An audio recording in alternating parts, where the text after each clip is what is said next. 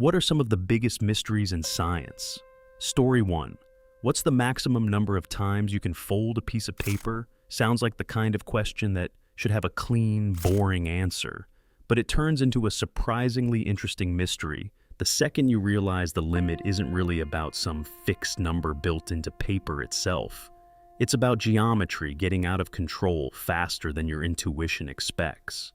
Most people have heard the classic answer of 7 folds, and that became famous because with a normal sheet of paper, folded by hand, that's usually where things stop feeling possible, since every fold doubles the thickness and makes the next one dramatically harder than the last. And that's the part people underestimate. It doesn't increase gradually. It explodes. Each fold compounds on the previous one. So, what starts as a thin sheet quickly becomes something dense, stiff, and awkward to keep bending, which is why it feels like paper suddenly hits a wall. But there isn't actually a universal maximum. If the sheet is long enough, thin enough, or folded mechanically instead of by hand, the number goes much higher. That's why the real mystery isn't, can paper only be folded 7 times? Because it can't. It's, why does exponential growth become so unintuitive so fast? And that's what makes the question stick, because it turns a simple object into a physical demonstration of how quickly doubling gets absurd. A limit that feels like it should belong to paper actually belongs more to scale, thickness, and the human ability to force matter into a tighter and tighter shape. Story 2. Dark matter and dark energy are 2 of those concepts where the names sound like placeholders. And in a way, they kind of are, because they represent things we know must exist based on observations, but still don't fully understand in terms of what they actually are. Dark matter comes from the fact that galaxies don't behave the way they should if only visible matter were present. Stars move too fast. Structures hold together when they shouldn't, which led scientists to propose dark matter as this invisible mass that interacts through gravity but not light. And it works, mathematically. It explains galaxy rotation, gravitational lensing, and large-scale structure, but the problem is, we still haven't directly detected it. We can see what it does, not what it is. Then there's dark energy, which is even stranger because instead of pulling things together like gravity, it seems to be pushing the universe apart, accelerating its expansion in a way that wasn't expected. And together, these 2 make up the majority of the universe, which is the part that really sticks. Because everything we can see, stars, planets, galaxies, all of it, is only a small fraction of what's actually out there. At the same time, we're not completely lost. There are experiments, models, observations, all trying to narrow it down. Still, the gap is huge. Because we're essentially describing most of the universe in terms of effects without knowing the underlying cause. And when the majority of reality is defined by something we can't directly observe, it leaves this strange feeling that we understand the structure of the universe better than we understand its substance. And that's a pretty big mystery to still be sitting on. Story 3. Space and time are one of those things that feel completely obvious and settled until you actually start digging into what physics says about them. And then suddenly what seemed like a simple background for everything turns into something way more complicated, and honestly kind of unsettling, because instead of being fixed and absolute, they're flexible, relative, and dependent on things like motion and gravity.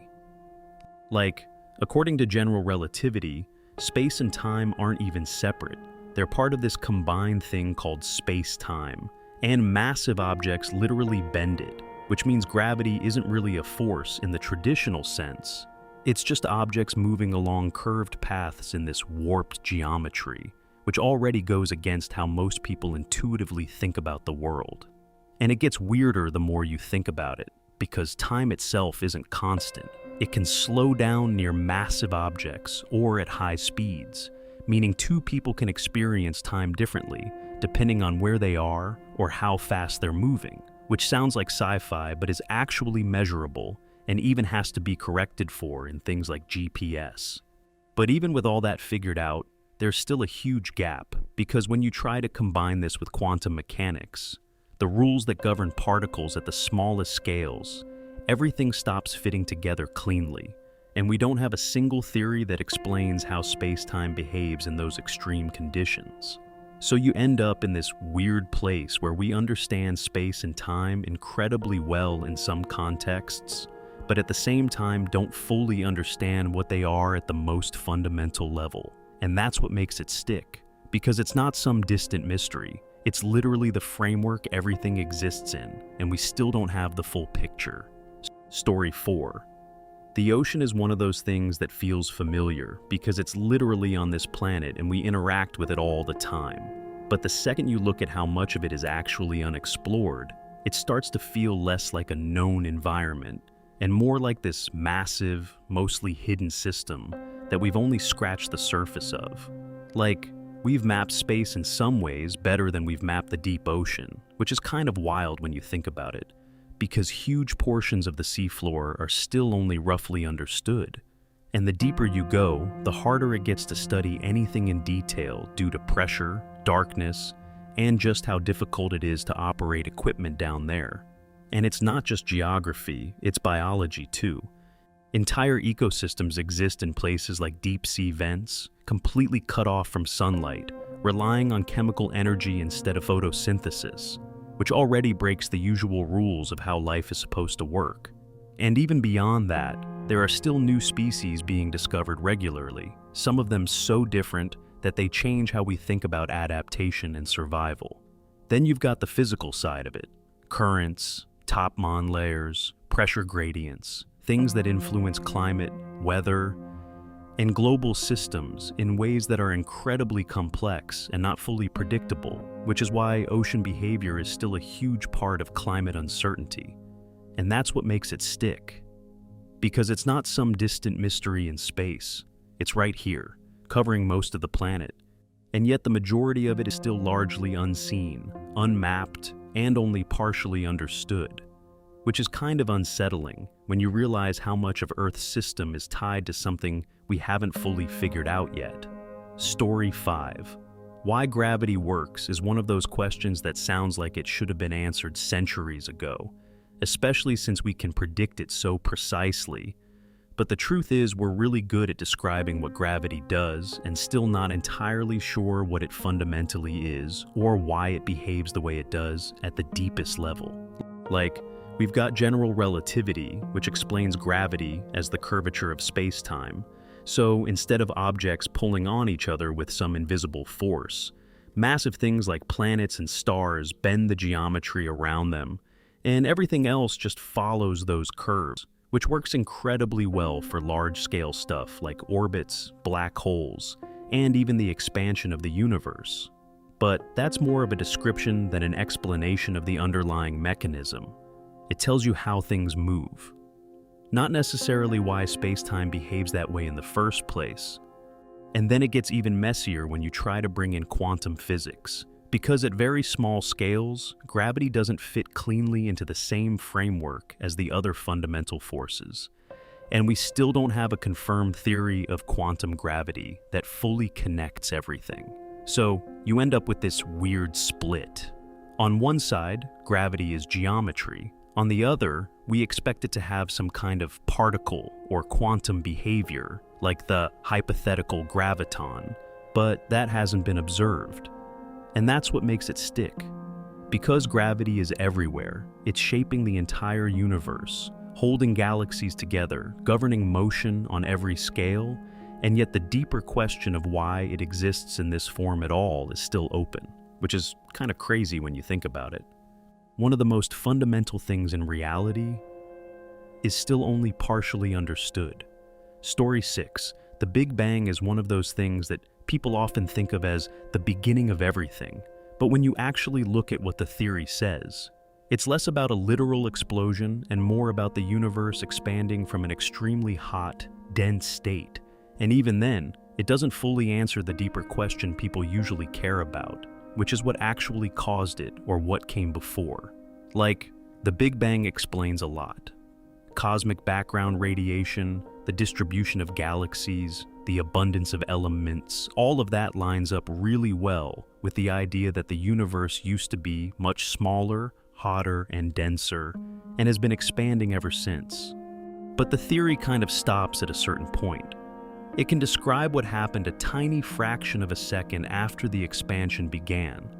But when you try to go all the way back to time zero, the math breaks down, and we don't have a complete model that explains that initial state. And that's where the real mystery kicks in. Because people naturally ask, what caused it? Was there something before it? Did time even exist before it? And the honest answer right now is, we don't really know. Some ideas involve quantum fluctuations, others suggest cycles or previous universes, but none of them are confirmed in a way that closes the question. So you end up with this weird situation. We have really strong evidence for how the universe evolved, but not a definitive explanation for why it started at all. And when the origin of everything we know is only partially understood, it leaves that gap that's hard to ignore. Story 7, how the universe came into existence, is basically the deeper version of the Big Bang question. And it's one of those things where the more you learn, the more you realize the answer kind of stops right before the part you actually want to understand. Because we've gotten really good at describing what happened after the universe started expanding, but not what triggered that start in the first place. Like, the Big Bang gives us a solid framework for how everything evolved.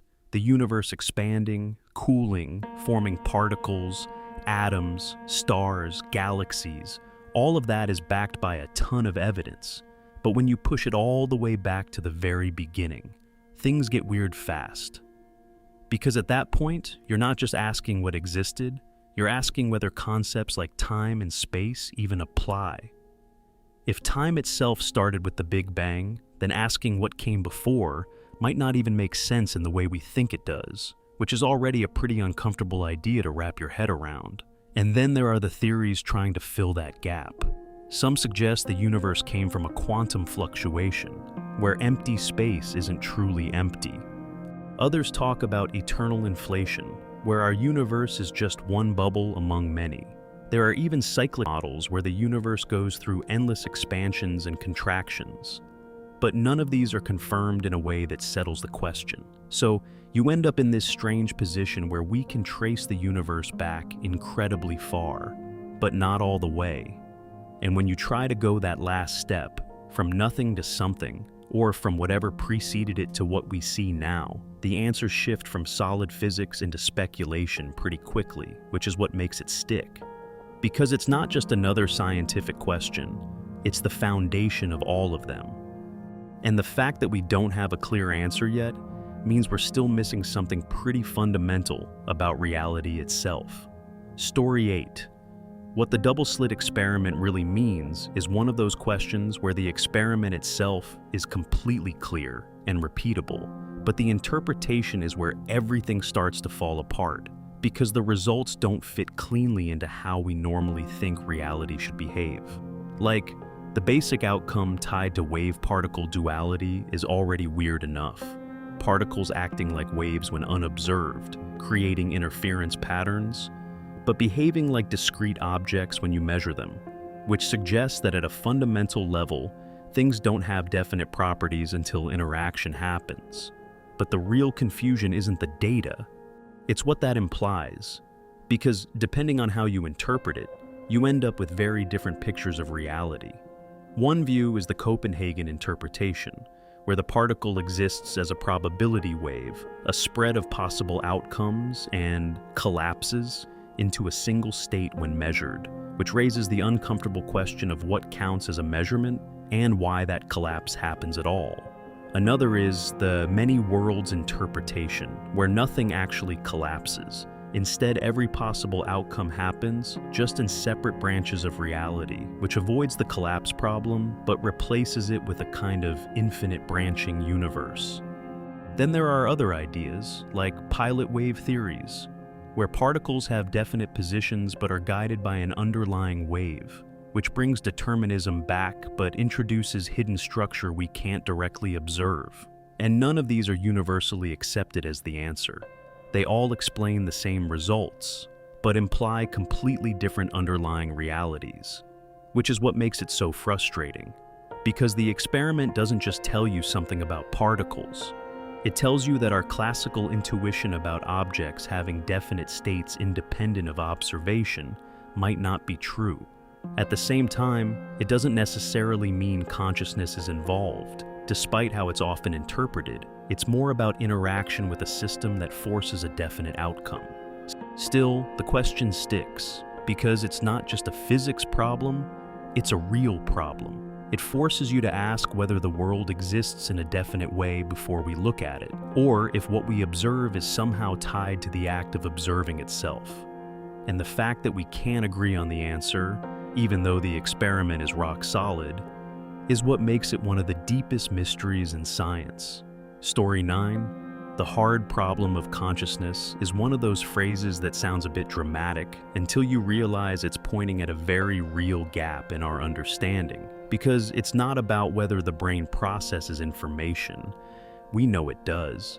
It's about why any of that processing is accompanied by experience that is so experience at all.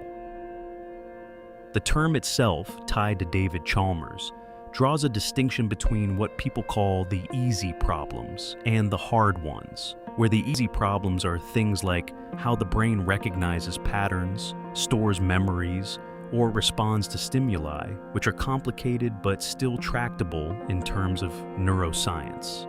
But the hard problem is different. It's asking why all of that activity feels like something from the inside. Why does seeing red look like red? Why pain hurts? Why there's a subjective point of view at all, instead of just unconscious processing. And that's where things get uncomfortable. Because you can map neural activity, track signals, describe mechanisms, but none of that seems to logically require the existence of experience. You could imagine a system doing all the same processing without there being anything. It's like to be that system, which is why it doesn't feel like just a missing detail. It feels like a different kind of question altogether. Some theories try to close the gap, like suggesting consciousness emerges from complexity, or that it's tied to specific kinds of information processing, or even that it's a fundamental property of the universe in some way. But none of these are widely accepted as definitive answers. So you end up in this strange place. We understand the brain better than ever, but the thing that makes experience is still not fully explained. And when the most immediate, undeniable part of reality, your own awareness, can't be reduced to the systems that produce it, it leaves that lingering sense that something important is still missing. Story 10. Why so many completely unrelated creatures keep ending up looking like crabs is one of those evolutionary patterns that feels almost like nature has a favorite design, because it's not just one lineage doing it. It's happened multiple times independently, which is why scientists gave it a name, Carcinization. And that's what makes it weird. You're not looking at one group of animals slowly turning into crabs. You're looking at different crustaceans, hermit crab relatives, squat lobsters, all evolving toward this same general body plan over and over again. So the question becomes, why that shape? And the answer seems to come down to efficiency. A crab-like body, flat, wide, with a tucked-under abdomen, is incredibly stable. It lowers the center of gravity, makes movement sideways easier, provides good protection with a hard shell, and allows for strong claws to be used effectively without compromising mobility. Basically, it's a really solid all-around design for surviving in a lot of environments, especially on the seafloor. And evolution doesn't plan ahead. It just keeps finding solutions that work. So, if a certain body structure keeps proving useful, different lineages can converge on it independently, even if they started out very different. But it's not a perfect or inevitable endpoint. Not everything becomes a crab, and even among crab-like forms, there's a lot of variation. It's just that this particular structure shows up often enough to stand out. Still, it sticks as a phenomenon, because it gives the impression that evolution has preferred shapes, that under similar pressures, life tends to solve problems in similar ways. And when multiple paths keep leading to something that looks suspiciously like a crab, it makes evolution feel a little less random than we usually imagine. Story 11. Unlocking quantum mechanics sounds like there's some hidden switch or final insight that suddenly makes everything click, but the reality is a lot less satisfying and a lot more humbling because we already understand quantum mechanics incredibly well.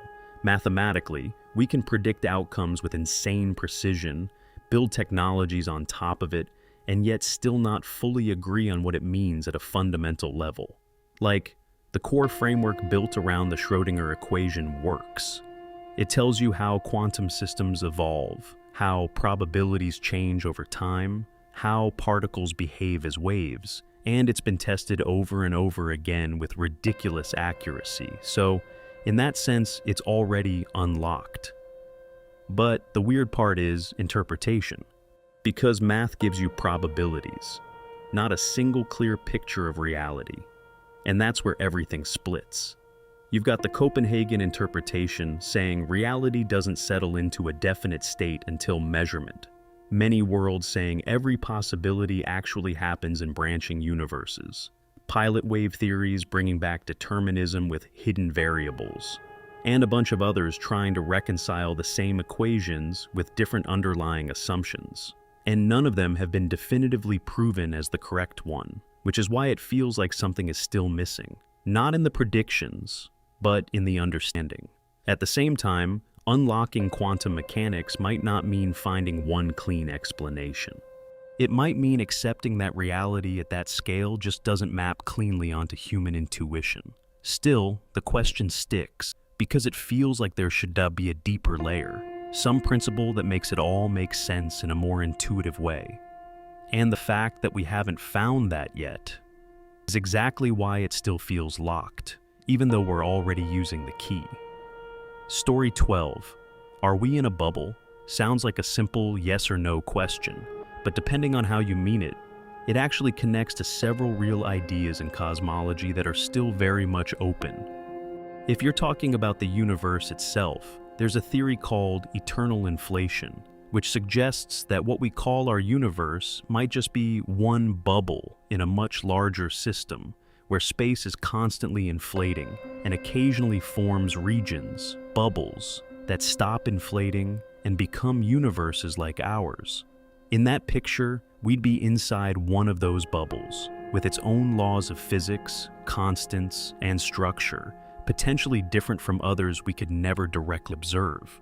And that's already a pretty wild idea, because it means our universe might not be the whole story, just a local region. Then there's another angle. Even within our own observable universe, we're effectively inside a bubble defined by how far light has had time to reach us since the Big Bang, meaning there could be much more beyond what we can ever see. Not because it doesn't exist, but because it's too far away for information to reach us. And that creates a kind of observational boundary. At the same time, there's no direct evidence that confirms the multiverse or bubble universe idea. It's a plausible extension of current models, but not something we've proven. So you end up in that familiar place. It could be true, it fits some theories, but it's not settled. Still, the question sticks, because it challenges scale. The idea that what we think of as everything might just be a small part of something much larger, and possibly forever out of reach. Story 13. Peto's paradox is one of those things that feels like it should be obvious, like if cancer is basically cells going rogue, then animals with way more cells and way longer lifespans should be cancer constantly. But when you actually look at the data, that pattern just isn't there, and species like whales completely break the expectation. The paradox itself, known as Peto's paradox, basically points out that cancer rates don't scale the way you'd predict with body size or lifespan, which means large animals must have evolved extra layers of protection that smaller animals either don't need or don't have. And that's where things get really interesting, because instead of one explanation, you get a whole toolbox of possibilities. More efficient DNA repair, stronger tumor suppression genes, better control over cell division, Even elephants, for example, have multiple copies of certain tumor-suppressing genes, which gives them an extra safety net. But when it comes to whales, it's still not fully nailed down.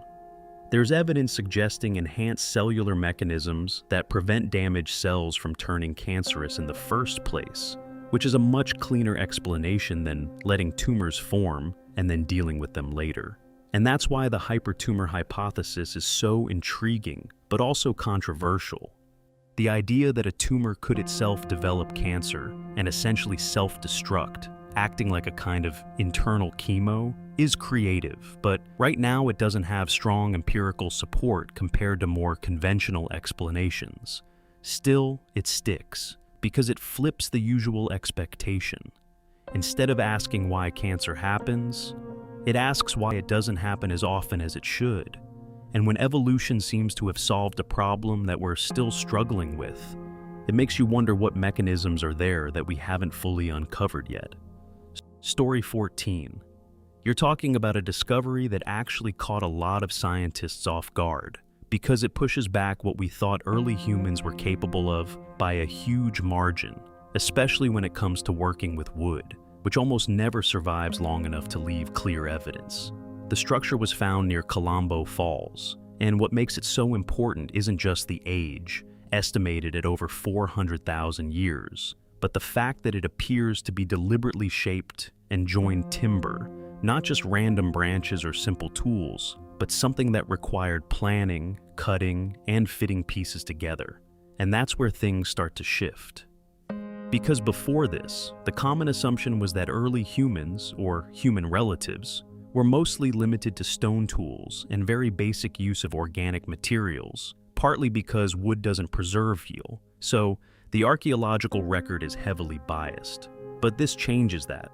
If people were building structured wooden features that far back, whether it's a platform, walkway, foundation, or something else, it suggests a level of foresight and environmental manipulation that's way more advanced than we usually credit for that time period. And like you said, the debate isn't really about whether it's man-made. It's about what it was for. A platform, a way to cross wet ground, some kind of early construction for stability or living space. The geometry, the way the logs are interlocked, suggests intention, but the exact function is still unclear, which is what makes it such a big deal. Because if this kind of construction was happening 400,000 plus years ago, it implies that early humans were building things out of wood regularly. We just haven't been able to see it because it usually rots away. And that means we might be underestimating early human intelligence and behavior by a lot. Not because they suddenly became advanced, but because the evidence for what they were already doing just didn't survive. And when a single preserved structure can shift the timeline like that, it makes you wonder how much of early human history is still invisible simply because the materials didn't last. Story 15. The flux capacitor is one of those things that sits in this weird space between science and pure fiction. Because it sounds just technical enough to feel plausible, but it actually comes from Back to the Future and was basically invented as a plot device to make time travel feel grounded without needing a real explanation. In the movie, it's the core component inside the DeLorean that makes time travel possible once it hits 88 miles per hour, which is iconic, but there's no real-world physics behind it, no known mechanism that resembles what it does, no theory that suggests a single device could manipulate time like that.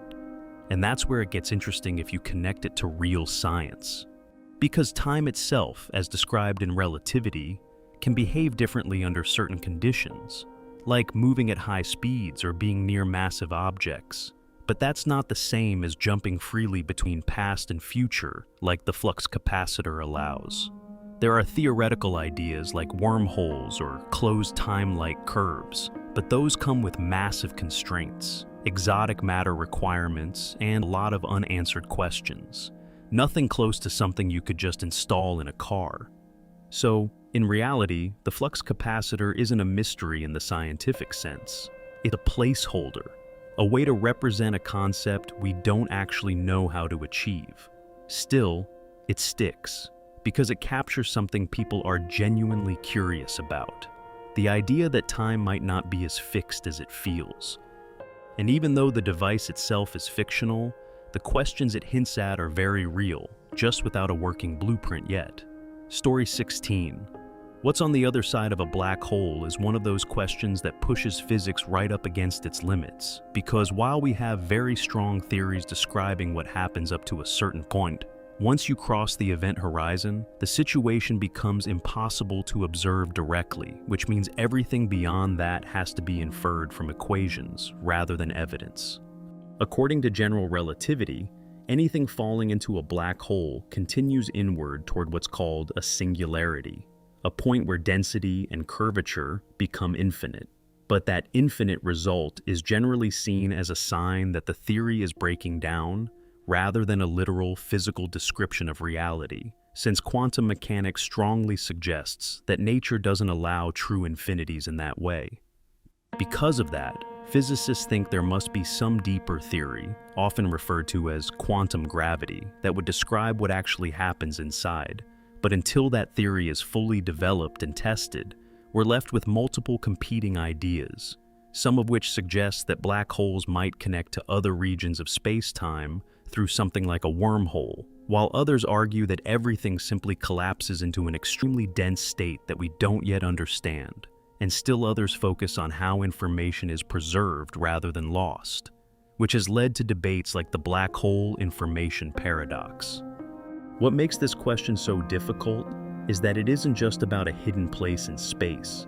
It's about a limit in how we currently describe reality, because the same laws of physics that work incredibly well for stars, planets, and even the edges of black holes stop giving consistent answers once you try to apply them all the way inside, which means that asking what's on the other side might not even be a well-defined question in the way we usually think about space, since the structure of space-time itself could be so distorted that concepts like inside, outside, or even side don't behave normally anymore. So, the honest answer isn't just that we don't know what's there, it's that we don't yet have the right framework to even fully describe what there means in that context, which is why black holes aren't just mysterious objects, but are often treated as testing grounds for the next big breakthrough in physics. Story 17. Deja vu is one of those experiences that feels strangely convincing in the moment, like your brain is briefly insisting that something happening right now has already happened before, even though you know logically that it hasn't, which makes it less about memory itself and more about how memory is being processed in real time. A lot of the current thinking links it to how different parts of the brain handle familiarity and recall, especially areas like the temporal lobe, where one system flags something as familiar, while another is supposed to retrieve the actual memory that explains why it's familiar, and when those systems fall slightly out of sync, you end up with the feeling of recognition without any real past event to attach it to. What makes it more interesting is that it often happens during completely ordinary moments, not dramatic or memorable ones, which suggests it's not about reliving something meaningful, but more like a small timing glitch, where the brain processes the same input twice in rapid succession, making the second pass feel like a repetition rather than a continuation. There are also theories involving short-term memory misfires, where an experience gets routed incorrectly into long-term memory processing almost instantly, giving it that "this already happened" quality even though it's still unfolding. At the same time, it's not fully pinned down to a single cause, because different people experience it differently, and it shows up more often in certain conditions, like fatigue or stress, which hints that it's tied to overall brain state rather than one isolated mechanism.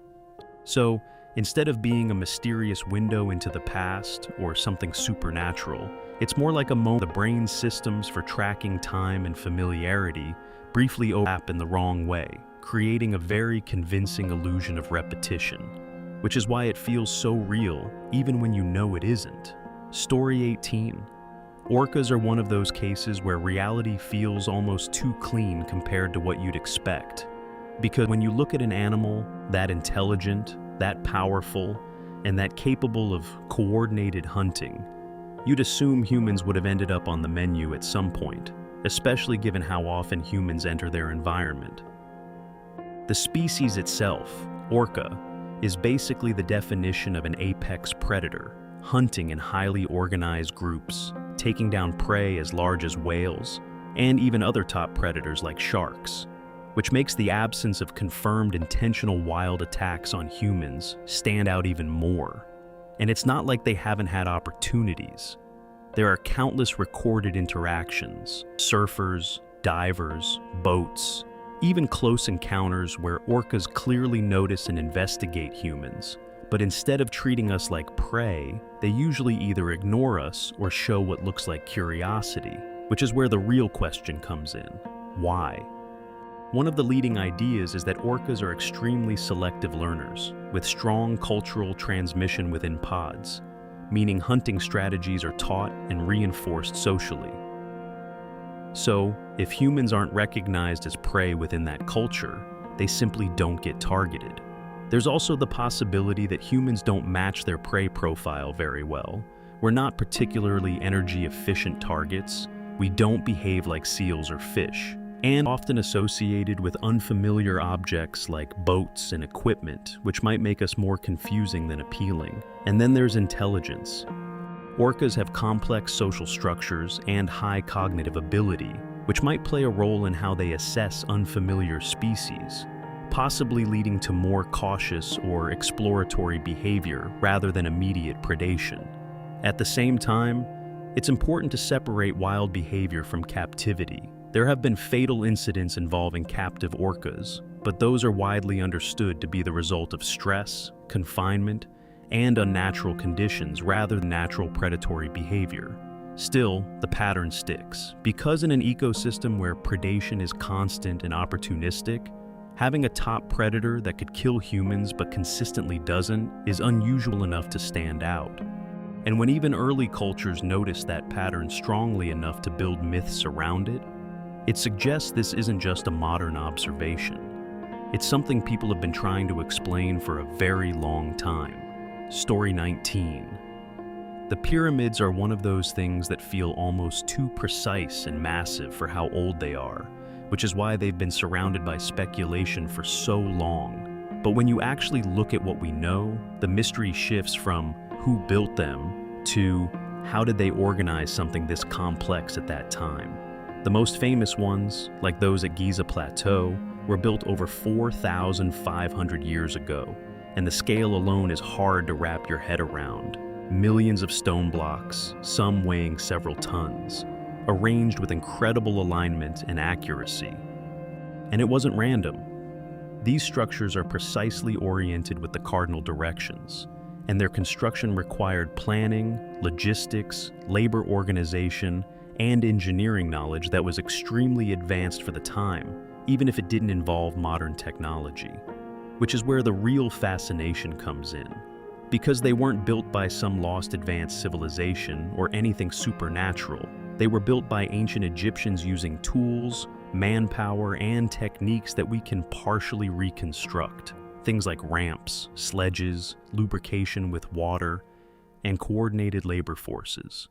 But even with that, not every detail is fully nailed down. There's still debate about the exact construction methods, how certain blocks were moved and placed, how labor was organized at peak efficiency, and how the entire process was managed over decades. And that's what makes them stick. It's not that they're unexplainable, it's that they represent a level of coordination and execution that feels surprisingly modern in its complexity. Because when you realize these weren't just piles of stone, but carefully planned, large-scale projects carried out with limited technology, it shifts the mystery from impossible to impressively human. And in a way, that's even more interesting.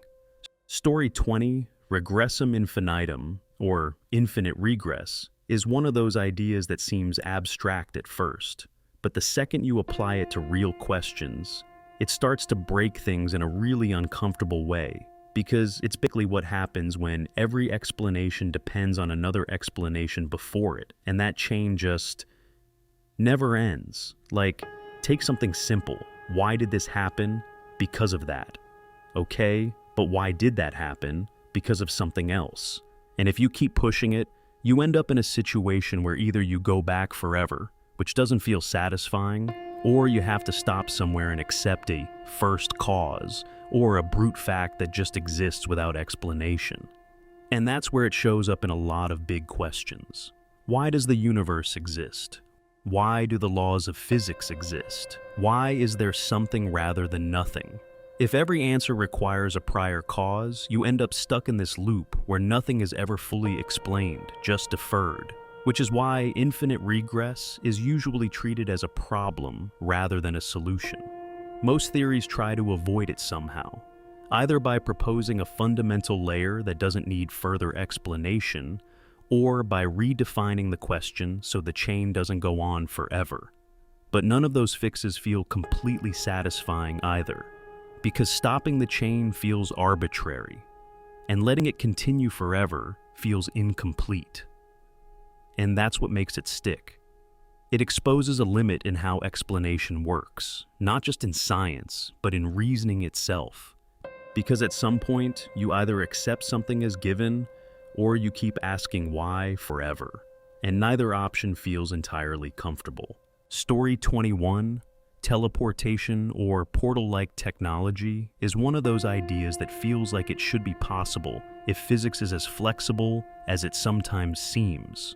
But when you actually break it down, you realize there's a massive gap between what we can theoretically describe and what we could ever realistically build. There is something called quantum teleportation, which sounds like exactly what you'd want, but it doesn't move matter at all. It transfers the state of a particle from one place to another using entanglement, which means the original is destroyed and the information is reconstructed elsewhere. So, it's more like copying the blueprint than moving the object itself. And even that comes with limits. You still need a classical communication channel, which means it can't happen faster than light, so it's not instant in the sci-fi sense. When people imagine portals, they're usually thinking of something closer to a shortcut through space, like a wormhole where two distant points are connected directly. And physics does allow for solutions like that under general relativity. But keeping a wormhole stable would require exotic matter with negative energy density, something we've never been able to produce or confirm exists in the needed form. And then there's the practical side. Even if you could somehow create a stable portal, the energy requirements, control, and safety issues would be on a scale far beyond anything we currently handle. So you end up in this strange middle ground. The math doesn't outright forbid the idea, but reality makes it incredibly difficult. And that's what makes it stick. Because it's not pure fantasy. There are pieces of real physics that point in that direction. But putting those pieces together into something usable is a completely different challenge. And until something bridges that gap, teleportation stays in that space between theory and imagination, where it's just plausible enough to keep people thinking about it. Story 22. Faster-than-light travel is one of those ideas that people grab onto, not just because it sounds cool, but because once you really think about the scale of space, it starts to feel like the only way humanity ever becomes more than a one-planet species, since even the nearest stars are so absurdly far away that with current technology, interstellar travel is less like a journey and more like a generational trap. The problem is that, according to everything we currently understand through special relativity, nothing with mass can just accelerate past the speed of light in the normal way, because the energy required keeps increasing until it basically becomes impossible, which means the real mystery isn't how do we go really fast. It's whether there's some loophole in space-time itself that lets you get around the limit without technically breaking it. That's where ideas like warp drives and wormholes become so interesting, because they don't rely on your ship moving through space faster than light, so much as they rely on space itself being bent, compressed, or shortcut in a way that gets you to the destination faster than ordinary travel would allow. But the catch, as usual, is that the math tends to demand things like exotic matter, negative energy, or conditions we've never been able to produce in any useful form. And that's why this stays such a huge scientific dream, because if someone really did find the workable formula, not just the theory, but the actual mechanism, it wouldn't just change transportation, it would completely change the future of the species, since colonizing another world stops being sci-fi the moment the stars stop being effectively unreachable. Story 23. Dreams are one of those things that everyone experiences constantly, yet the more you try to pin down what they actually are, or why they exist, the more they slip into this gray area between biology, psychology, and something we don't fully understand yet. Because while we can measure brain activity during sleep, that doesn't automatically translate into a clear explanation of the experience itself. Most dreaming is tied to REM sleep, where the brain is highly active, almost similar to when you're awake, even though your body is effectively paralyzed to keep you from acting out those dreams. And during this time, different regions of the brain light up in ways that suggest memory processing, emotional regulation, and pattern association are all happening at once. And that's where the main theories come in. Some say dreams are the brain organizing, consolidating memories, basically sorting through the day and deciding what to keep. Others think they're a way of processing emotions, especially unresolved stress or fear. There are even ideas that dreams are simulations, running scenarios to prepare you for real-life situations. But none of these fully explain everything, because dreams don't just replay reality. They distort it, combine unrelated things, create narratives that feel meaningful in the moment, but fall apart when you wake up, which suggests the brain isn't just organizing, it's generating.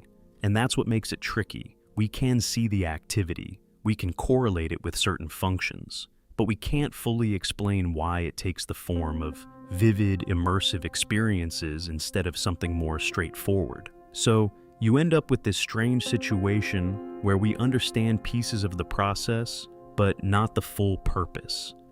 And when your brain spends hours every night creating entire worlds that feel real while you're inside them, it's hard not to feel like there's still something deeper going on that we haven't completely figured out yet. Story 24. Turbulence feels like it should be random chaos. But what makes it so frustrating, and honestly kind of fascinating, is that it's not purely random. It sits in this weird middle ground where the underlying physics are completely known, yet the outcomes can organize into patterns that look almost intentional. At the core of it, everything is governed by the Navier-Stokes equations, which in theory fully describe how fluids move, so mathematically there is a rule book. But the problem is that once flow becomes turbulent, those equations become so sensitive and non-linear that predicting exact behavior becomes practically impossible. And that's where your example gets really interesting, because turbulence doesn't just produce noise, it produces structures, eddies, vortices, repeating flow patterns that can stabilize under certain conditions, especially when you introduce constraints like a rough surface, temperature gradients, or rotational forces. So, when air flows around something like a rough sphere, you're not just getting chaotic motion, you're getting competing instabilities that can sometimes lock into preferred configurations, almost like the system is choosing the most stable way to distribute energy. That's how you can end up with geometric patterns like hexagons, not because the system is trying to make shapes, but because hexagonal symmetry is one of the most efficient ways to pack and distribute forces evenly in a system. You see it in convection cells, crystal structures, even planetary atmospheres. A famous example is the hexagonal storm at Saturn's pole, where fluid dynamics and rotation combine to create a stable, six-sided pattern that persists over time. So, the real takeaway isn't that turbulence has no rules. It's that the rules don't lead to simple, predictable outcomes. They lead to emergent behavior, where order can appear out of chaos under the right conditions, even though we can't always predict when or how that order will form. And that's why it still feels unexplainable. Not because we lack equations, but because solving them in these regimes is so complex that the patterns look almost like they came from somewhere else entirely. Story 25. Plate tectonics is one of those systems where the big picture is actually pretty well understood. But the deeper you go, the more you realize it's a constantly moving, interacting system that's way more dynamic and messy than the simple diagrams make it look. At the surface, Earth's outer shell is broken into large pieces called tectonic plates, and these plates are basically floating on a softer, slowly flowing layer beneath them, called the mantle. Not like boats on water, but more like rigid slabs on top of something that can deform over long time scales. The driving force behind all of this is heat. Deep inside Earth, leftover heat formation and radioactive decay causes material in the mantle to slowly circulate, a process tied to mantle convection, where hotter, less dense material rises and cooler, denser material sinks, creating these slow-moving patterns. And those movements drag the plates along. At boundaries between plates, different things happen depending on how they interact. If plates move apart, like at mid-ocean ridges, magma rises up and creates a new crust. If they collide, one plate can get pushed beneath another in a process called subduction, which is responsible for deep ocean trenches and a lot of volcanic activity. And if they slide past each other, you get faults and earthquakes, like along the San Andreas Fault. But what makes it more complex is that it's not just convection doing the work. There are additional forces, like slab pull, where a sinking plate drags the rest of it down, and ridge push, where newly formed crust at ridges slides outward. So it's a combination of forces, not a single mechanism. And even with all that, there are still open questions. Like exactly how convection patterns are structured deep in the mantle, how plates started moving in the first place, and why some regions behave differently than others. So, while we understand the framework really well, the details are still being worked out. And when you realize that entire continents are slowly drifting, colliding, and reshaping the planet over millions of years, it makes Earth feel a lot less solid than it seems. Story 26. Animal migration is one of those things that looks almost magical from the outside, because you are watching creatures travel thousands of kilometers, often to places they've never been before, with a level of accuracy that makes it seem like they have some kind of built-in map. And in a way, they kind of do, just not in the way humans usually think about navigation. A big part of it comes down to multiple systems working together rather than a single GPS, with many species using the magnetoreception, which means they can sense Earth's magnetic field and use it as a kind of global reference, giving them direction even when there are no visible landmarks. But that's only one layer. They also use the sun and stars as compasses, adjusting for time of day, and in some cases even detecting polarized light patterns in the sky, which helps them orient themselves when the sun isn't directly visible. Then there's memory and learning. Some animals, especially birds and mammals, remember routes, stopover points, and environmental cues, and pass that knowledge along socially or genetically. So even first-time migrants can follow inherited instructions encoded in their behavior. And environmental signals play a role too. Changes in temperature, daylight length, food availability, all of these act as triggers that tell animals when to start moving, and sometimes even help guide them along the way. What makes it really complex is how these systems overlap. If one cue is missing, like clouds blocking the sun, they can switch to another, like magnetic sensing or smell, which is why migration tends to be so reliable even under changing conditions. At the same time, we don't fully understand all the mechanisms.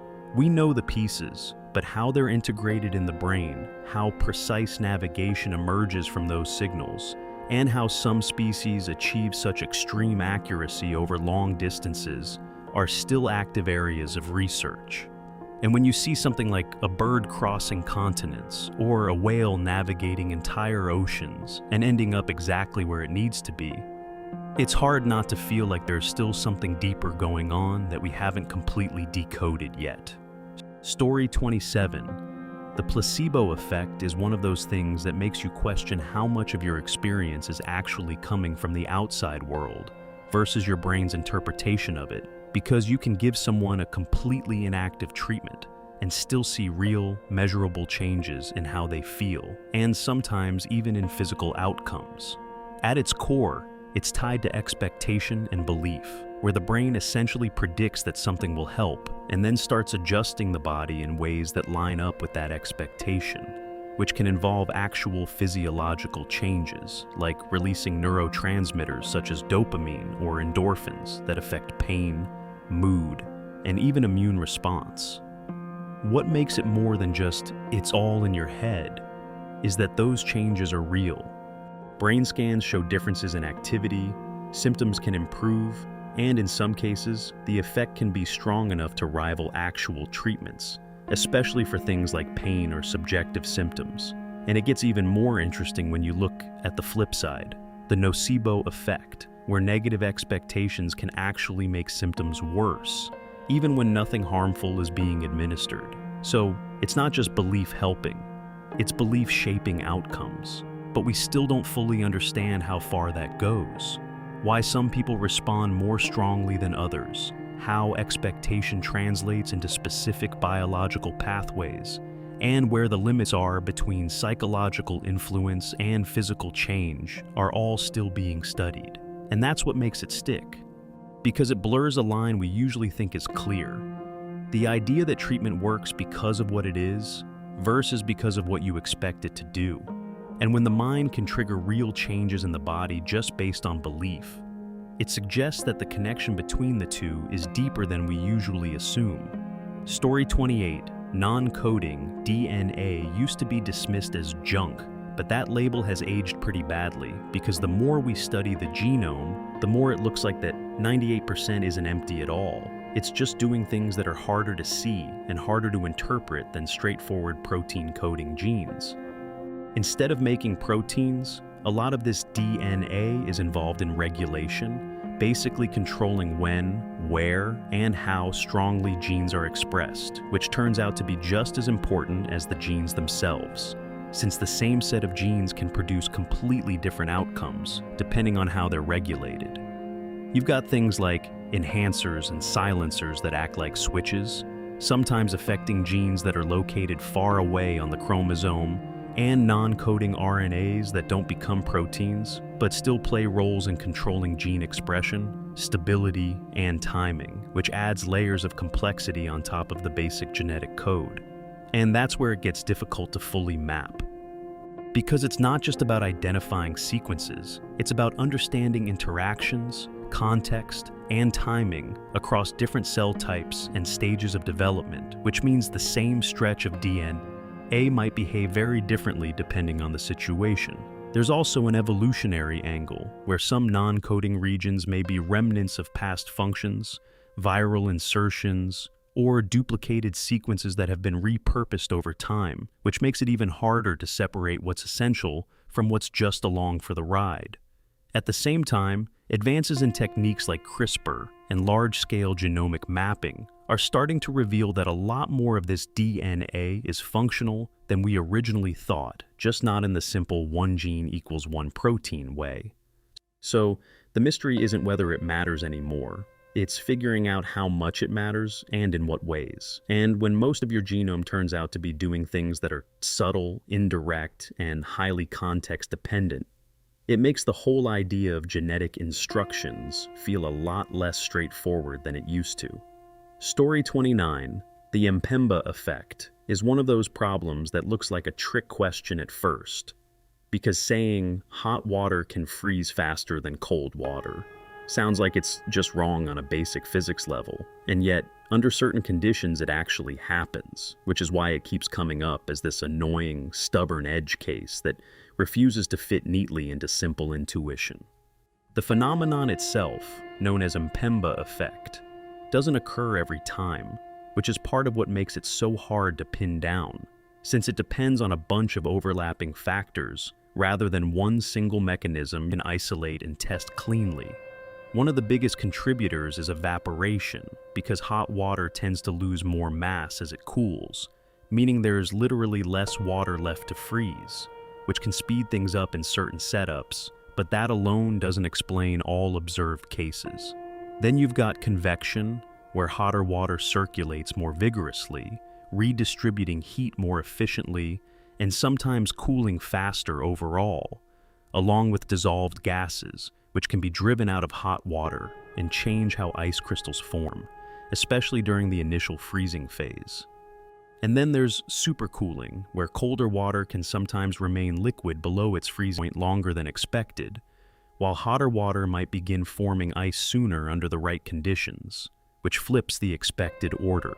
What makes it frustrating is that all of these effects can interact, amplify, or cancel each other out, depending on the exact situation, container shape, environment, starting temperatures, impurities, airflow. So, instead of one clean explanation, you end up with a system where multiple mechanisms occasionally line up just right to produce the effect.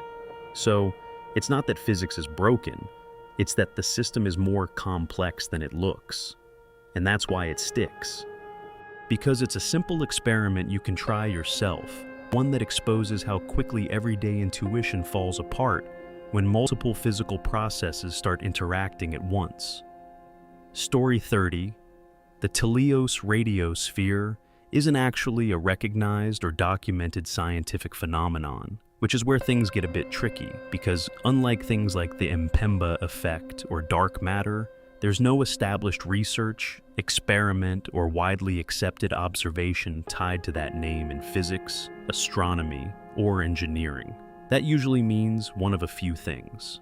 It could be a very new or obscure idea that hasn't made its way into mainstream literature yet, a misremembered or renamed concept, or something that originated from fiction, speculation, or online discussions rather than formal science.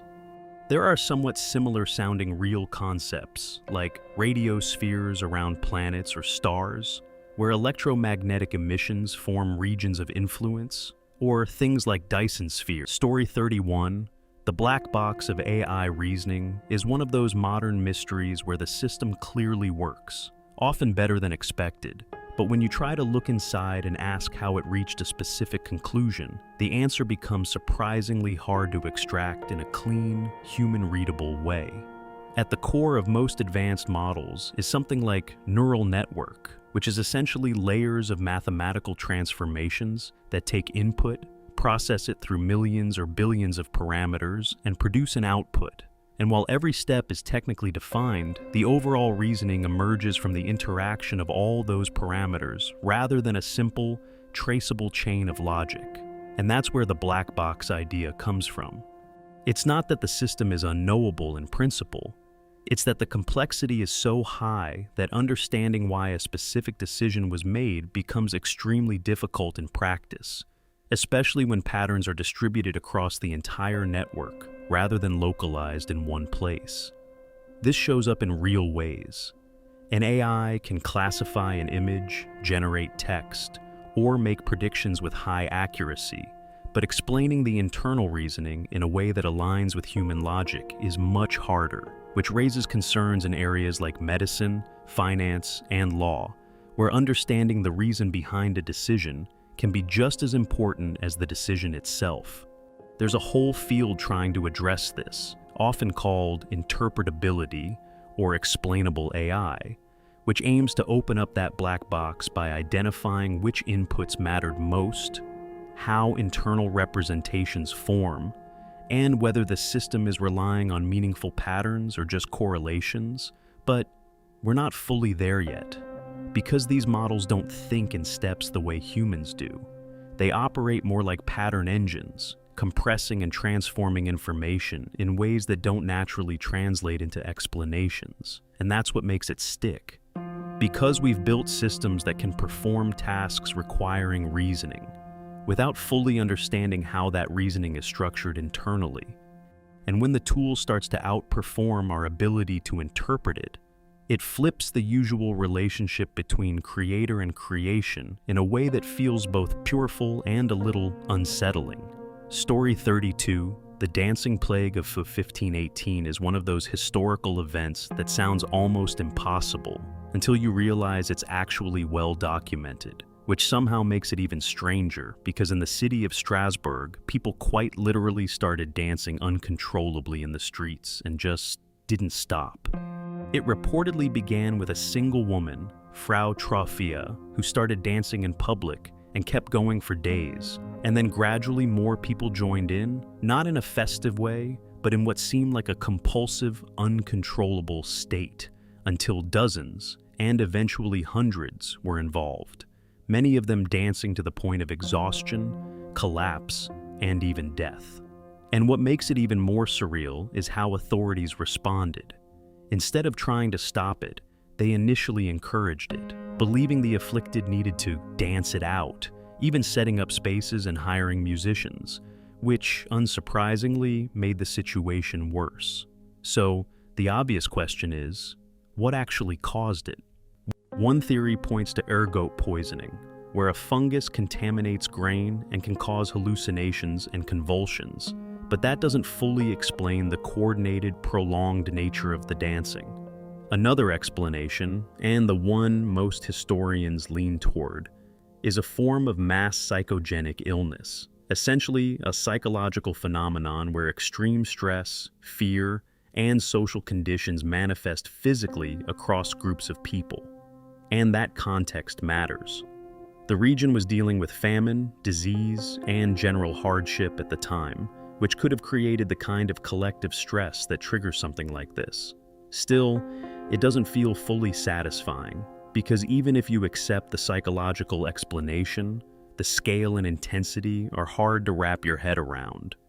People dancing for days, unable to stop, in large numbers, which is why it sticks, because it sits right at the intersection of mind, body, and society, showing how powerful collective human behavior can be under the right conditions. And even centuries later, it still feels just strange enough to resist a completely comfortable explanation. Story 33. The Kentucky meat shower is one of those bizarre incidents where the name alone sounds like a joke. But it actually happened, or at least was reported and investigated seriously at the time, which makes it even stranger. Back in 1876, in a small town in Kentucky, chunks of meat reportedly fell from the sky over a farm, covering an area roughly the size of a football field, with witnesses claiming the pieces were fresh and falling during clear weather, not during a storm or anything that would obviously explain it. And naturally, people did what you'd expect in the 1800s. They examined it, and even tasted it. Some said it resembled beef, others lamb or venison, which didn't exactly narrow things down. So, what could cause something like that? The most widely accepted explanation today is actually pretty grounded, if still kind of gross, that a group of vultures regurgitated their stomach contents mid-flight, which they are known to do when startled or needing to lighten their weight quickly. If a flock happened to be flying overhead at the same time, that could explain the sudden shower of meat-like material falling over a localized area. And that lines up better than more extreme ideas.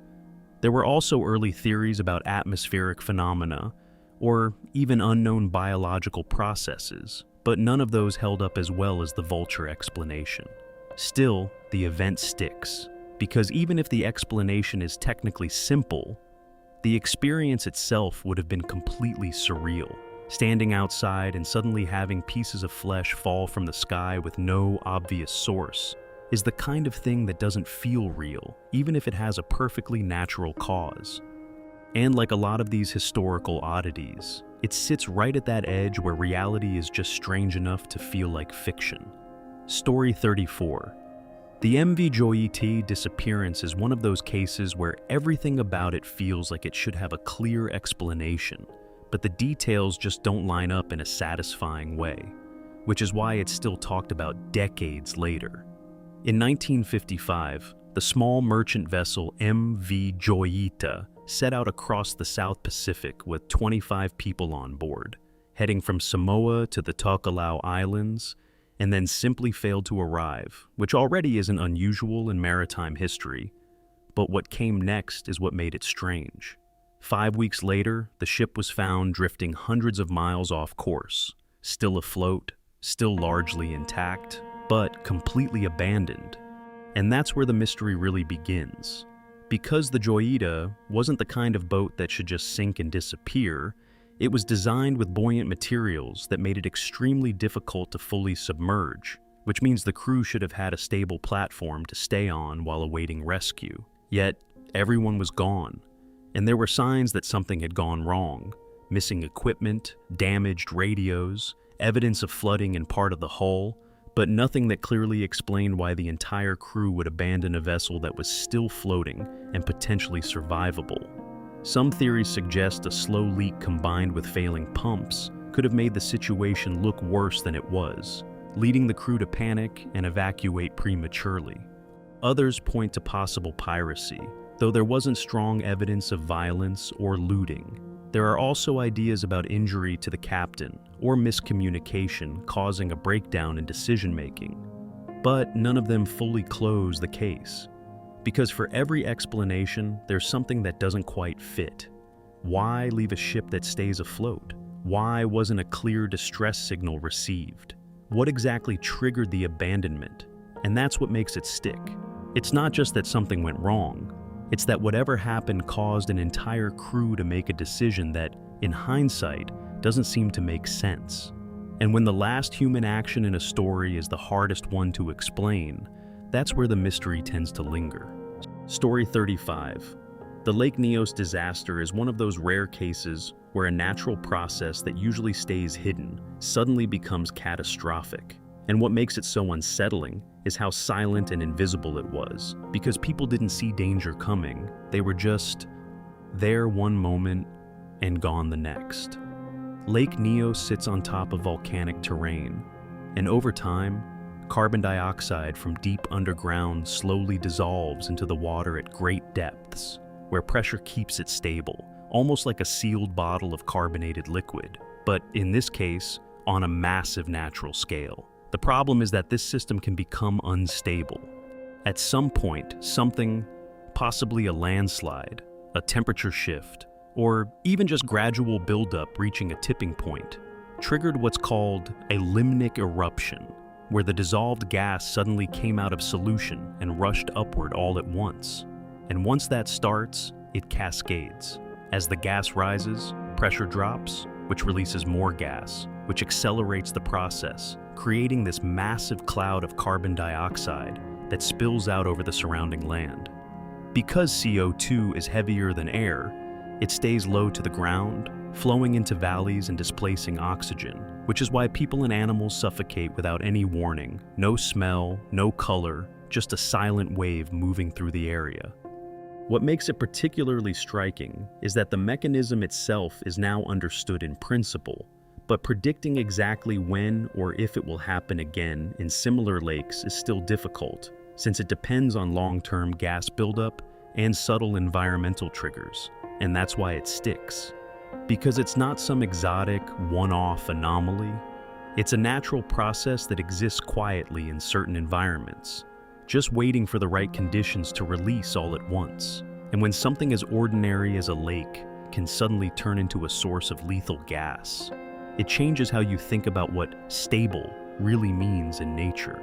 Story 36, Pumapunku's precision masonry, is one of those things that doesn't hit you at first glance. But the more you actually look into it, the weirder it gets. Like, yeah, they're just stones, big ones, ancient ruins, nothing crazy, right? But then you zoom in a bit. The site is part of the Tiwanaku complex in Bolivia, and some of the blocks there aren't just shaped, they're consistently shaped. You've got these H-shaped stones with straight edges, right angles, and these clean internal cutouts that look almost modular, like they were meant to fit together in a specific system rather than just being stacked. And it's not just one or two pieces, it repeats. Same proportions, same angles, same types of cuts across multiple blocks, which makes it feel less like random craftsmanship and more like they were following some kind of standardized design. That's where it starts to feel off. Because the stone they used, especially andesite, isn't exactly easy to work with. It's dense, tough, not something you casually shape into clean lines without a lot of time and control. And yet some of these surfaces are really smooth, with edges that look way sharper than you'd expect from basic stone tools. There are also these small, drilled-looking holes and precise grooves, like something was meant to slot into them. Some people think they used metal clamps to hold the blocks together, which actually makes structural sense structurally, but then you have to ask how they got everything lined up that cleanly in the first place. And yeah, the mainstream explanation is basically a lot of labor, a lot of time, abrasion techniques, careful planning, and repetition, which is fair. But when you actually look at the stones themselves, it doesn't feel random or rough at all. It feels intentional in a way that suggests they weren't just figuring it out as they went. They knew exactly what shape they wanted before they started. That's the part that sticks with people, not that it's impossible, just that it feels more organized and precise than what we usually picture when we think of ancient construction at that time. It's like you expect something a bit messier, a bit more approximate, but instead, you get something that almost looks engineered. And once you notice that, it's hard to unsee. Story 37, Roman dodecahedrons are one of those artifacts that feel like they should have a clear explanation by now, but somehow they don't.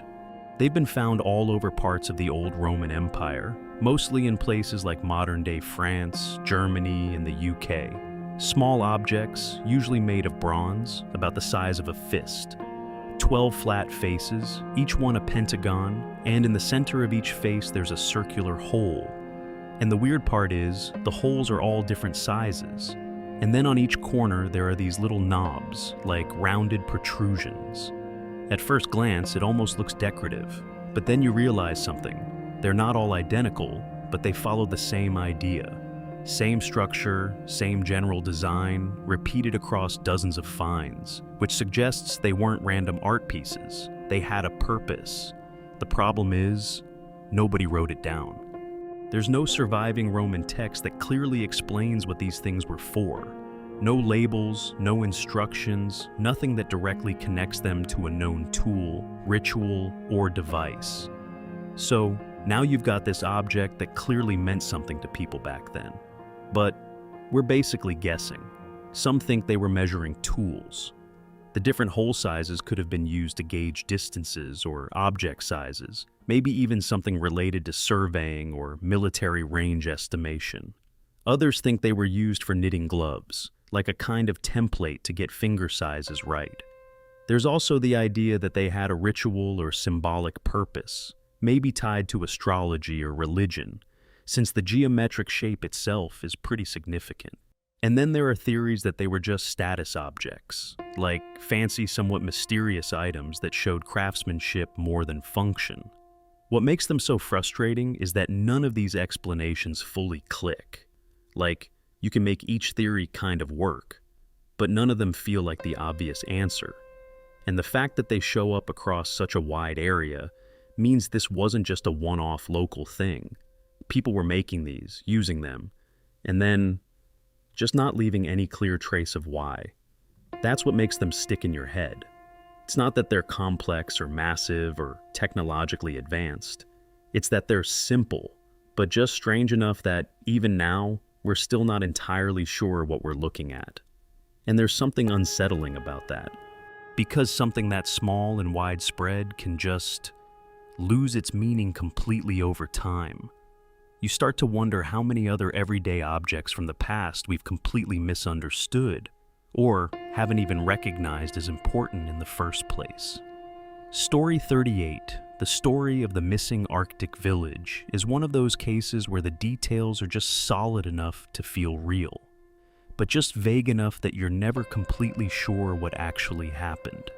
It usually gets tied to an Inuit settlement somewhere near Lake Angikuni, back in the early 1900s. The version that gets passed around most often involves a trapper named Joe LaBelle, who supposedly arrived at the village expecting to find people he'd visited before. Instead, nothing. Not abandoned over time, nothing. More like interrupted. According to the story, huts were still standing, Tools were left behind, food supplies untouched. There are even versions that claim meals were still cooking, rifles were still inside, and sled dogs were found dead, still tied up, as if no one had come back to feed them.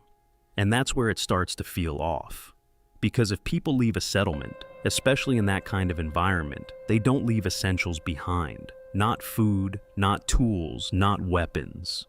Those are the differences between surviving and not. So, the idea that an entire group just got up and vanished without taking anything is what gives the story its weight.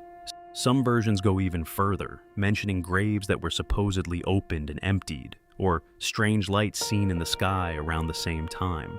But here's the problem. When you try to trace it back to actual records, things get shaky. There's no solid historical documentation confirming that this event happened the way it's usually told.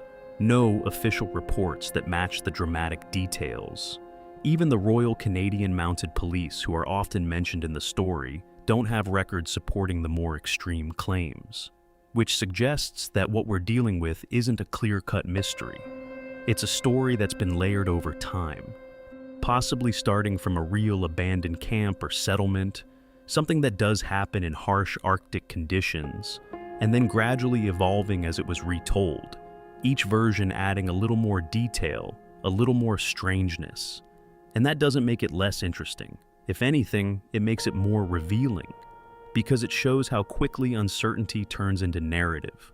A place is found empty, leads to people ask why, leads to explanations get added, leads to the unknown, becomes something almost supernatural. And now, instead of a quiet, explainable relocation or environmental hardship, you have this image of a village frozen mid-life, and then erased. That's what sticks. Not necessarily that it happened exactly like that, but how easily a gap in information can turn into something that feels far more unsettling than the truth might actually be. Because sometimes the mystery isn't the disappearance itself. It's how the story grows in the absence of answers. Story 39, Hector the Convector, is one of those oddly specific names that sounds almost made up, until you realize it refers to something very real, just operating on a scale that's hard to visualize.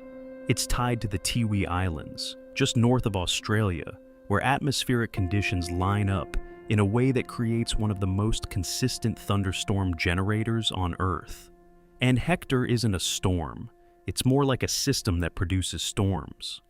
Almost daily during certain seasons, huge convective clouds build up over the islands, rising vertically into the atmosphere in these massive towers, sometimes reaching heights of 15 to 20 kilometers. These are cumulonimbus clouds, the kind that produce lightning, heavy rain, and strong updrafts. But what makes Hector stand out is how predictable it is. Same place, same general time of day, over and over again. Which is unusual because the weather is usually chaotic. The reason comes down to how the land and sea interact. During the day, the islands heat up faster than the surrounding ocean, causing warm air to rise. At the same time, sea breezes push in from multiple directions, and because of the shape and positioning of the islands, those ode flows tend to converge right over them. When that happens, all that warm, moist air gets forced upward, and once it starts rising, it accelerates. Warm air rises, cools, condenses into clouds, releases latent heat, which makes it rise even faster. And suddenly you've got this vertical engine building a thunderstorm almost like clockwork. And it's not subtle. Pilots actually use Hector as a landmark because the clouds are so large and consistent. You can see them from far away, like a marker in the sky. But here's the interesting part. Even though we understand the general mechanism, predicting the exact intensity, shape, or behavior of any given storm is still tricky. Small variations in temperature, humidity, or wind can change how it develops. So you end up with this phenomenon that's both predictable and unpredictable at the same time. And that's what makes it stick. Because it's not some rare once-in-a-century event. It's something that happens over and over again, driven by basic atmospheric physics. just in a place where all the variables line up just right. And when you realize that entire towering storm systems can form almost like a daily routine, it changes how you think about the sky, not as something random, but as something that, under the right conditions, can behave almost like a machine. Story 40, the acoustics of the so-called oracle chamber, are one of those things that don't sound that strange at first, until you realize how specific the effect actually is. It's usually associated with the Temple of the Oracle at Delphi, where the priestess, known as the Pythia, would deliver prophecies. And while most people focus on the whole oracle aspect, there's this quieter detail in the background. The space itself may have changed how voices were heard, not in a dramatic, echoey cathedral way. More subtle than that. Some researchers have suggested that the chamber, along with nearby structures like the Theater of Delphi, had acoustic properties that could amplify or distort sound in very controlled ways. Certain tones might carry better, certain frequencies might resonate more, and depending on where you stood, a voice could feel closer or more distant than it actually was. And that's where it gets interesting. Because if someone is already in a heightened state, whether from ritual, expectation, or even natural gases that may have been present in the area, the way sound behaves can start to feel meaningful, not just physical. A normal voice might feel layered. A slight echo might feel like something else responding. Even small distortions in tone can make speech sound less human, less direct, almost like it's coming through something rather than from someone. And it doesn't take much. You don't need perfect acoustics, just unusual enough acoustics. What's tricky is that we don't have a complete reconstruction of the original chamber. Parts of it are lost, altered, or rebuilt, so any explanation is partly based on inference, looking at the layout, materials, and comparable structures. So there's no single, definitive answer like, this is exactly how it worked. But the idea that architecture could subtly shape perception isn't far-fetched at all. Ancient builders, especially in ritual spaces, were often very aware of how sound moved, even if they didn't describe it in modern scientific terms. And that's what makes it stick, because it suggests that the mystery of the oracle might not have been just about belief or ritual, but also about the environment, a space where sound doesn't behave quite the way you expect, where a voice doesn't feel entirely like it belongs to the person speaking, and where that slight disconnect is just enough to make it feel like something else is present, not loud, not obvious, just different enough that your brain starts filling in the gaps. And once that happens, it's not just a voice anymore, it's a message.